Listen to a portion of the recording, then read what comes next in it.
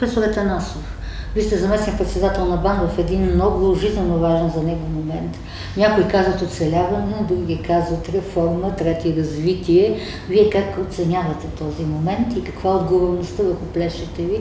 Всъщност и доволството и недоволството на хуманитарите, аз тук включвам и социалните науки, защото те са науки за обществото, но за човека, всичко се отнася към вас. Ами аз по-скоро би го нарекал една промяна. Промяна, която може да звучи малко необичайно, но всяка промяна е свързана с нещо, което се променя.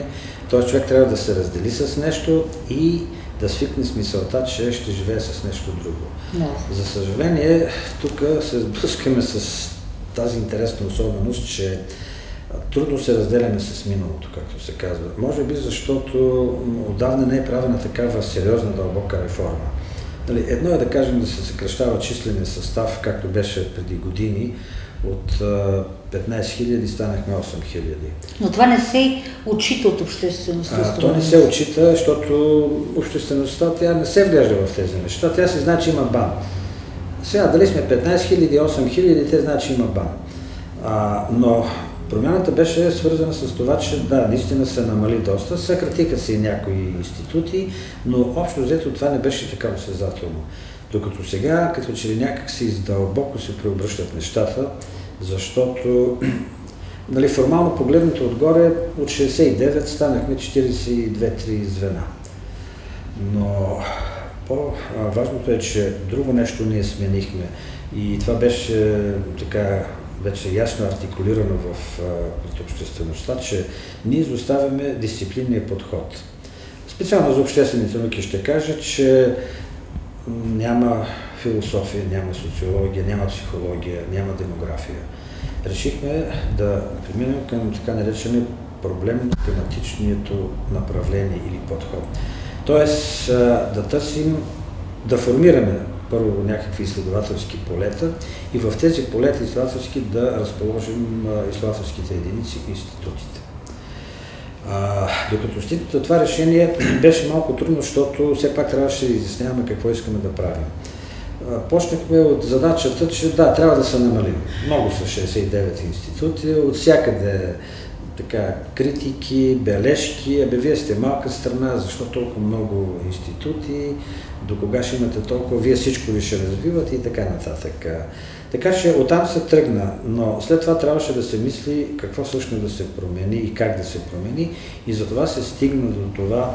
Може би дадоха пример обществените и хуманитарните науки, тъй като по едно време се появи идеята, някой подхвърли, откъде дойде, аз не мога да кажа, може би от управляващите, хуманитарното и социалното направление да преминат към университетите.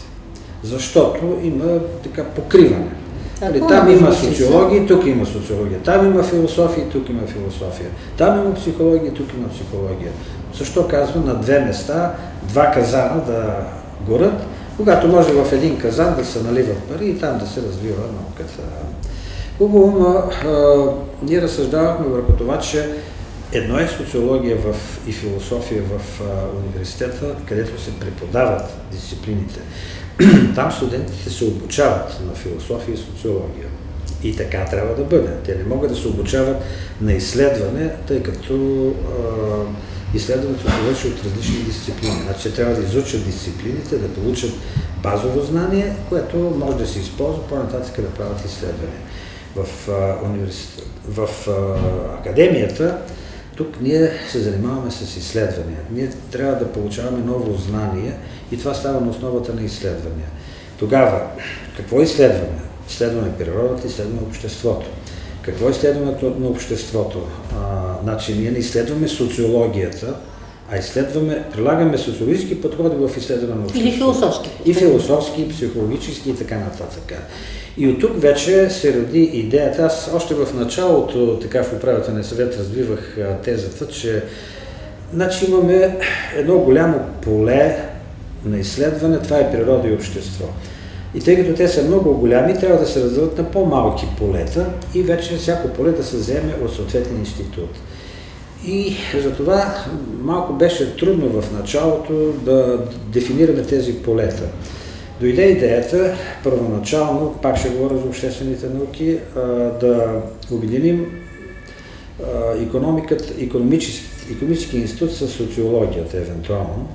Даже някъде имаше идея там да се присъедини и правото.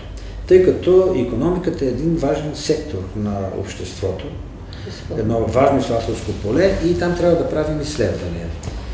Добре, но икономистите така малко казаха, че те имат доста голямо широко поле за действие, овладяли се го, затова предпочитат да останат сами.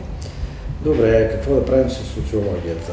Оттам социолозите тръгнаха да обикалят демография, накрая стигнаха психология, накрая стигнаха до философията.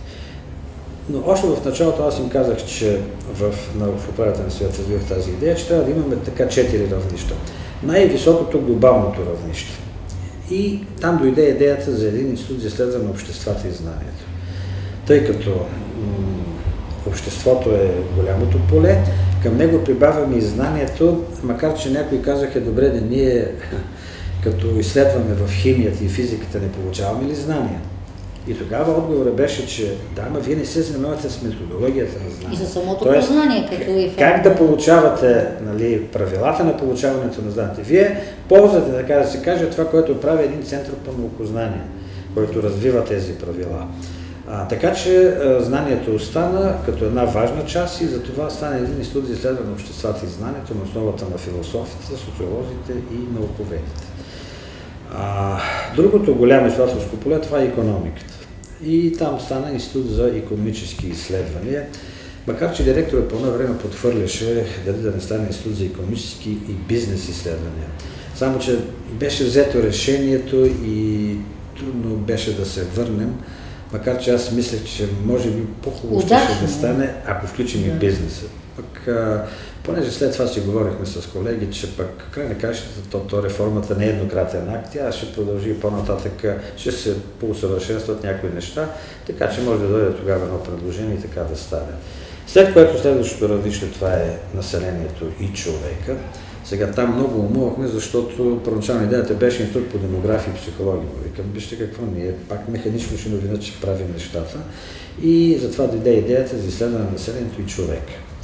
И накрая остана отдолу правните норми, Института за право и държава, макар че те продължават да са така в един критичен минимум, който ако не успеят да го задържат и да го развият, нищо чудо след време да бъдат така разпратени правистите към различни други направления. Защото, да кажем, част от тях могат спокойно да отидат в Института за икономически изследвания. Това са финансово право, административно или някакво трудово право, докато другите, които се занимават с конституционни въпроси, могат да отидат към Института за изследване на обществата. Даже това беше първоначалната идея там да останат от 7-3 звена, но в крайна края ще се реши да останат 4, мисля, че сега е добре. Така че, общо взето, това беше една много трудна област за реформиране на обществознанието, Института за обществени науки. Даже самото наименование в началото беше Общество на знанието, но после стана човек и общество и то идеята е да е интересно един физик. Казвам, физиците винаги са дали добри идеи в това отношение. Така, там го решихме добре въпроса. С хуманитарите имаше доста проблеми.